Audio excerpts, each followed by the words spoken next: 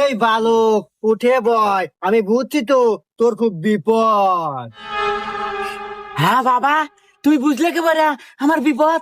শোন, এই চোরকি বাবার কাছে যারা আসে তারা বিপদে পড়ে আসে।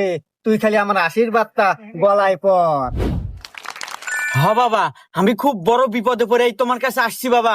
আমি বাবা ওই যে মোবাইল যে ঘুরাই, ওইটা খেলা খেলা বাবা আমি একদম সর্বশান্ত বাবা। আমার কিচ্ছু নাই, বাড়ির নোটা আদা দাও কলসি যা ছিল, বইয়ের শাড়ি গয়না যা ছিল সব বেচা বাবা। আমার সবকিছু শেষ, আমার বাড়ির বউটাও চলে গেছে বাবা।